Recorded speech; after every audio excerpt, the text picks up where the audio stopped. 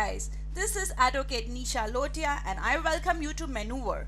Hope the Diwali celebrations are done and now I guess it's the time to focus back on the Tissnet exams. As we all know and are aware that this year exams are on 4th January, which is just 2 months from now, so we have to compulsorily kickstart our preparations. But if we already know and are clear about what types of questions we will encounter on the D-Day and how to study for the same, then even in the lesser time we can really do some quality preparations. So in my today's video, I'll give you the paper analysis of Tissnet 2019 of English section, which will immensely help you guys to prepare in much better way. So guys, let's get started. Tissnet this year is on 4th January 2020. Duration is as usual 100 minutes and the number of questions are also 100. So you hardly have even a minute. You can't consider a complete minute for a single question. We here at Manoeuvre help you to start thinking in few seconds. You will be doing your questions just in few seconds with some shortcut tricks and other techniques which will help you immensely. Types of questions we all know are MCQs.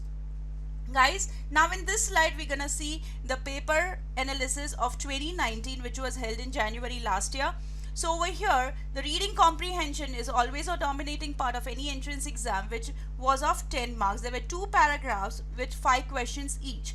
Now spotting errors is nothing but based on grammar rules, which was of 3 questions. Then is the filling the blanks, which is nothing again but your closed test, which is absolutely vocab based, which was of 7 marks, which is again a dominating area.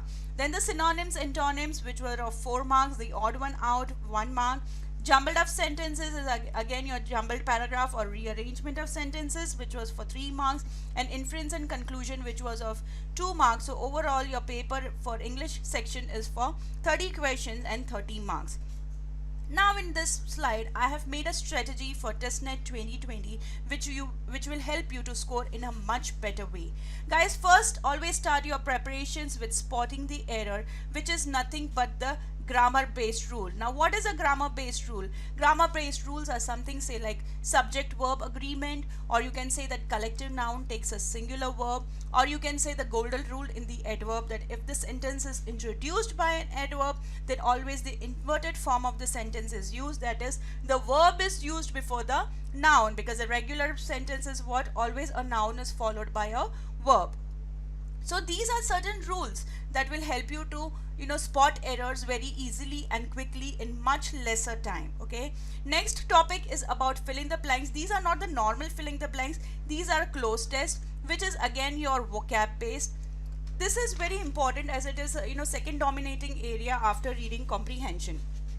Guys, closed test is nothing but a vocab based question. We'll do one example over here.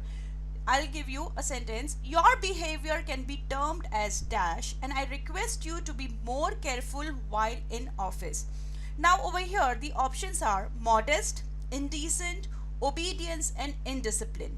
I read the sentence again. Your behavior can be termed as dash and I request you to be more careful while in office. The words like be more careful in office, I request you, these words are telling me that the sentence needs a negative word. It does not need a positive word. So positive words like modest and obedience will as it is get eliminated, and your options are only 2 over here now, indecent and indiscipline, and the best vocab here suits is indiscipline.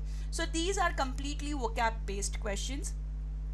Therefore, the entire English section, what you guys need to do is every day read a newspaper. You have to read the headlines of say the Hindu and read the editorial cut part. When you're reading this, your reading will improve, your understanding will improve, and which will help you for the closed test because it is a vocab base. Then it will help you in your reading comprehension, paragraph jumbles, and even in your conclusion and inference. Overall, you can solve a much better paper if you are reading every day. Your reading is good, then nobody can stop you from scoring. Next is nothing but the synonyms and antonyms. They are the regular ones what we are doing since our childhood, the similar meanings and the opposite meanings. For the opposite meanings you first need to find the synonyms and then always go for the opposite meaning. Odd one out last year was just for 1 mark, but you can't ignore it because this is a very easily scoring.